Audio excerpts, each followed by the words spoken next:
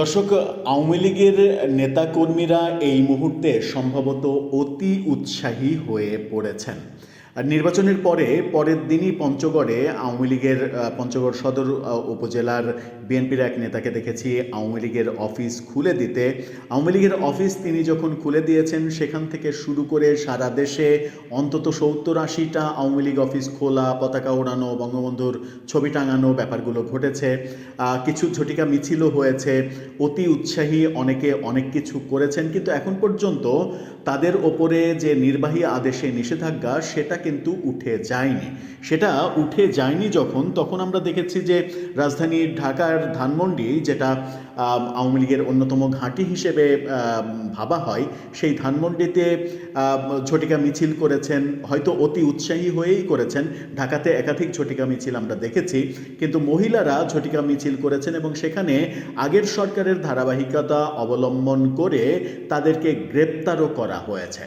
সুতরাং আওয়ামী লীগের নেতাকর্মীরা এখনই যে ভেবে বসেছেন যে সরকার পরিবর্তনের সঙ্গে সঙ্গে তাদের সমস্ত কিছুই এই সরকার, নতুন সরকার মেনে নেবে, কোনো অ্যাকশন নেবে না, সেরকম ব্যাপার কিন্তু মাঝে মাঝে আমরা দেখছি না। চলুন একটু ধানমন্ডিতে আজকে কি ঘটলো, মহিলাদের কেন গ্রেপ্তার করা হলো, সেখানে কাদের গ্রেপ্তার করা হলো, কেন গ্রেপ্তার করা হলো, এই গ্রেপ্তারের মাধ্যমে কি মেসেজ দিল সরকার আওয়ামী লীগের দিকে, একটু বুঝে দেখে এই ভিডিওতে থাকবেন পলিটিক্স টিভির নিয়মিত আয়োজনে।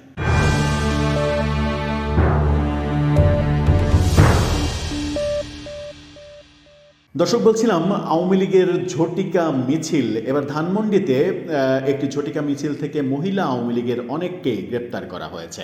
খবরটি নিশ্চিত করছে নাগরিক টিভির এই শিরোনামটা দেখলেই বুঝতে পারবেন। সেখানে বলা হচ্ছে, ধানমন্ডিতে ঝটিকা মিছিল, মহিলা আওয়ামী লীগের 7 নেতাকর্মী গ্রেপ্তার।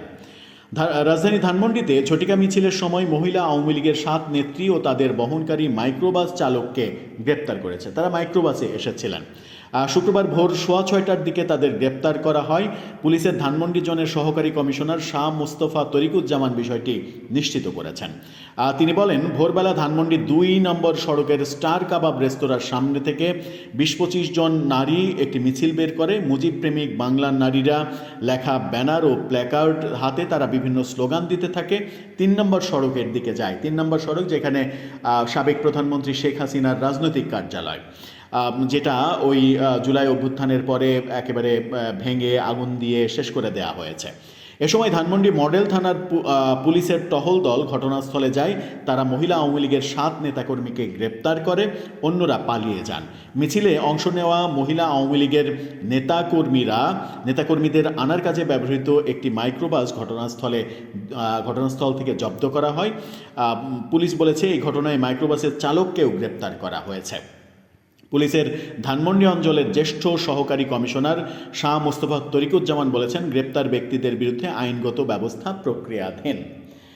রাজধানীতে আরও কিছু ঝটিকা মিছিলের ঘটনা আমরা দেখেছি। রাজধানীর বাইরে, ঢাকার বাইরেও বেশ কয়েক জায়গায় ঝটিকা মিছিলের খবর সামাজিক যোগাযোগ মাধ্যমে ভিডিও ছড়িয়ে পড়েছে আওয়ামী অ্যাক্টিভিস্টদের দ্বারা, সেই খবরও আমরা দেখেছি।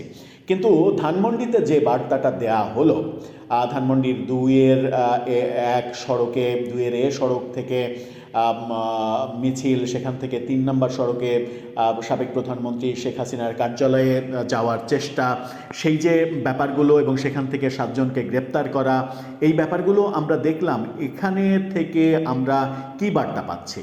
আওয়ামী লীগ এরই মাঝে নতুন সরকার আসার পরে যে অতি উৎসাহ দেখাচ্ছে, সেই অতি উৎসাহ দেখানোর কি বাস্তবতা আদৌ তৈরি হয়েছে?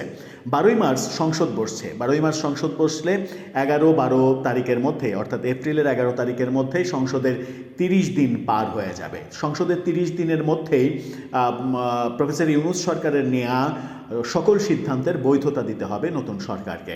ধারণা করা হচ্ছে আওয়ামী লীগের ওপরে যে নিষেধাজ্ঞা, ছাত্রলীগের ওপরে যে নিষেধাজ্ঞা, সেই নিষেধাজ্ঞার আদেশ সংসদে পাশ হবে না, অটোমেটিকলি সেগুলো তাহলে বাতিল হয়ে যাবে। এরপরে আওয়ামী লীগ হয়তো কার্যক্রম চালাতে পারবে, কিন্তু তার আগেই যে শোডাউনের ব্যাপারগুলো, এবং শোনা যাচ্ছে আওয়ামী লীগ 26শে মার্চকে কেন্দ্র করে, 7ই মার্চকে কেন্দ্র করে, 17ই মার্চ বঙ্গবন্ধুর জন্মদিনকে কেন্দ্র করে রাজধানীতে ব্যাপক কিছু করার পরিকল্পনা করছে।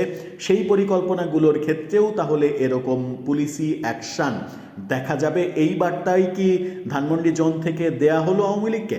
আমার মনে হয় যে এই বার্তাই দেয়া হলো, এবং যতটা সহজ ভাবছে তারা যে নতুন সরকার এসেছে, তারা আবার ফিরবে, তারা খুব দ্রুত ফিরবে তো অবশ্যই, কিন্তু খুব দ্রুত ফিরবে, খুব দ্রুত কার্যক্রম শুরু করবে, এই যে ব্যাপারগুলো তাদের ভাবনায় কাজ করছে, সেটা বোধহয় বাস্তবায়িত হতে একটু সময়ই লাগবে।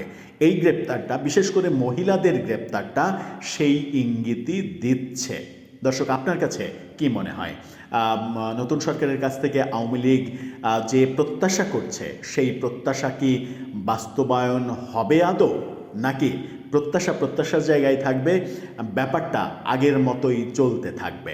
আপনার মতামত জানিয়ে লিখতে পারেন আমাদের কমেন্ট বক্সে।